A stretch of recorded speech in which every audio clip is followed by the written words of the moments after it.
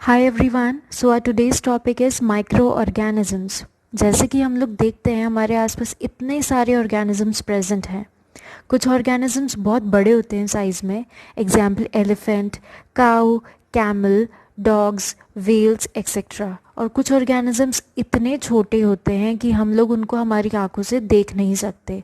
जैसे कि हमेशा खाना खाने से पहले हमें बोला जाता है कि अपने हैंड वॉश करो, क्योंकि जैसे कि हमने लाइफ बॉय के ऐड में देखा है, हमारे हैंड के ऊपर इतने सारे जर्म्स प्रेजेंट होते हैं, इतने सारे बैक्टीरियाज प्रेजेंट होते हैं, लेकिन वो हम लोग हमारी आंखों से नहीं देख सकते। उन्हें हमें किसी औजार की ज़रूरत होती है, किसी इंस्ट्रूमेंट की ज़रूरत होती है जिसके थ्रू हम लोग उनको देख सकते हैं। उसे क्या बोला जाता है? माइक्रोस्कोप।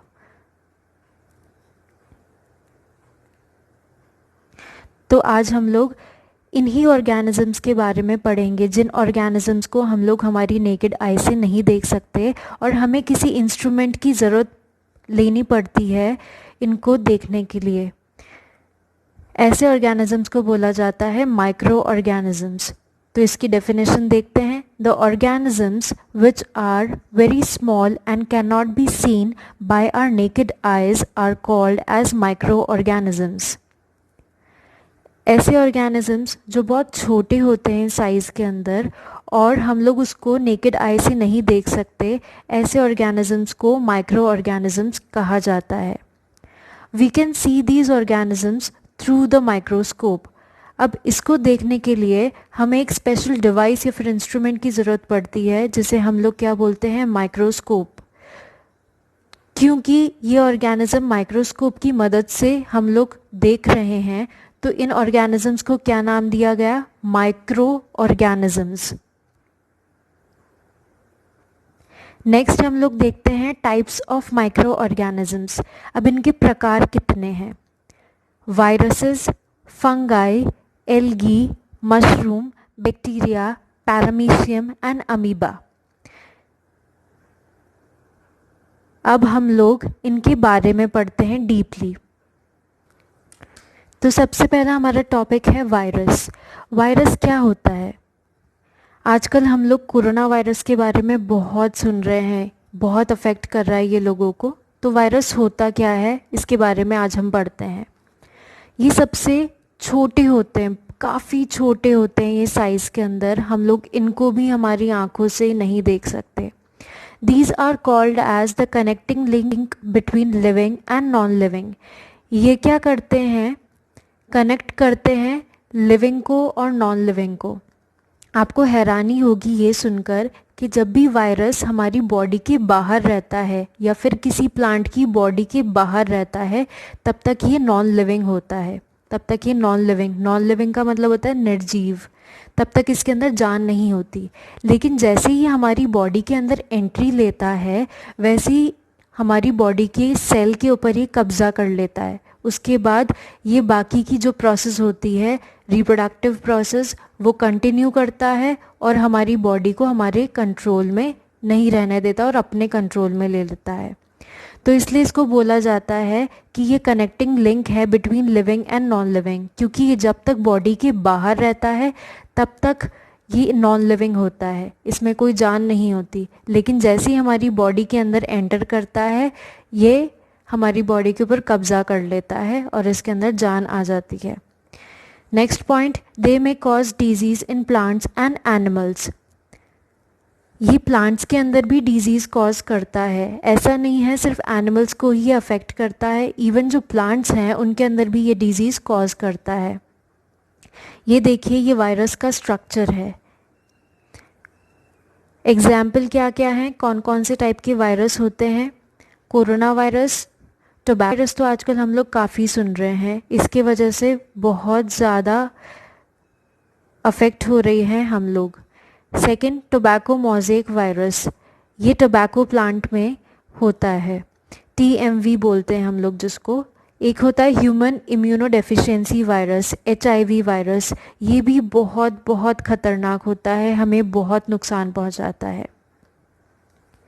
Next, bacteria. अब बैक्टीरिया क्या होते हैं? They are unicellular organisms. ये कैसे होते हैं? सिंगल सेल के बने हुए ऑर्गेनिजम्स होते हैं।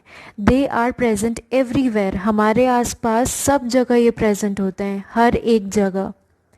ये बैक्टीरियाज दिखा रखे हैं, ये बैक्टीरिया का डायग्राम है। Example lactobacillus bacteria. अब लैक्टोबैसिलस बैक्टीरिया कहाँ प्रेजेंट होता है? मिल्क में प्रेजेंट होता है या फिर कर्ड में प्रेजेंट होता है, दही में और दूध में प्रेजेंट होता है।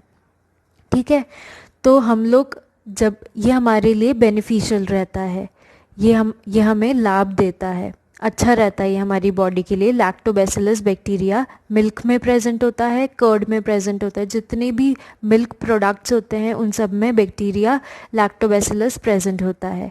नेक्स्ट हम लोग आते हैं फंगाई पे। They are also called as fungus या फिर मोल्ड्स। हम लोग इनको क्या बोलते हैं? और फंगस भी बोलते हैं या फिर मोल्ड्स भी बोलते हैं। They lack chlorophyll in their sales.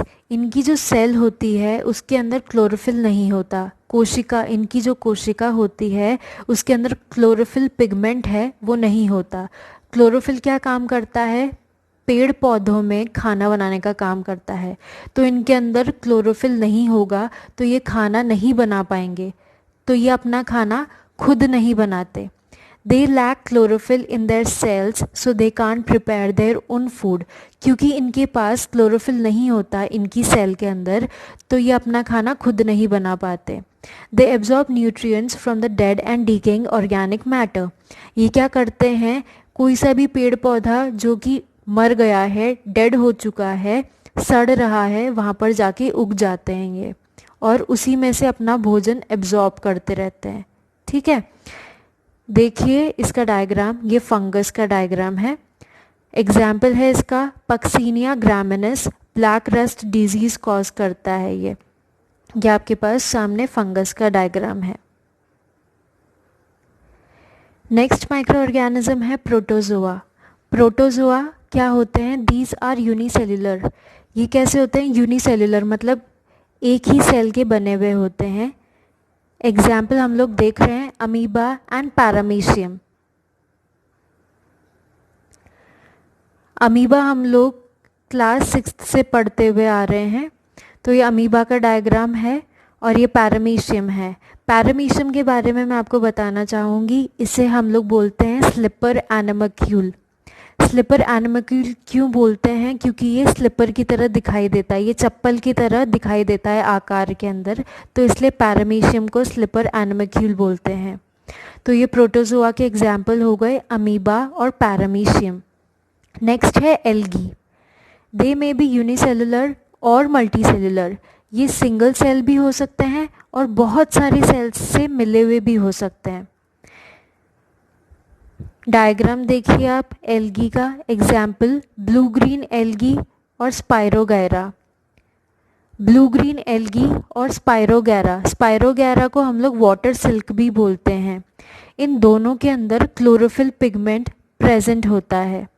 अभी लास्ट टॉपिक में मैंने आपको यही बताया था कि जिसके अंदर क्लोरोफिल प्रेजेंट होता है वो अपना खाना खुद बना सकते हैं। तो जैसा कि इनके अंदर क्लोरोफिल प्रेजेंट है तो मतलब ये अपना खाना खुद बना सकते हैं। तो स्पाइरोगैरा का जो आप डायग्राम देख रहे हैं ये क्लोरोफिल प्रेजेंट है, ग्रीन कलर का इसीलिए है ये। इसे हम लोग वाटर सिल्क बोलते हैं और ये अपना खाना खुद बना सकता है, खुद प्रिपेयर कर सकता है अपना फूड, किसी और के ऊपर डिपेंडेंट नहीं होता। तो अभी हमने पढ़ा माइक्रो ऑर्गेनिजम्स की डेफिनेशन प्लस माइक्रो ऑर्गेनिजम्स के टाइप्स।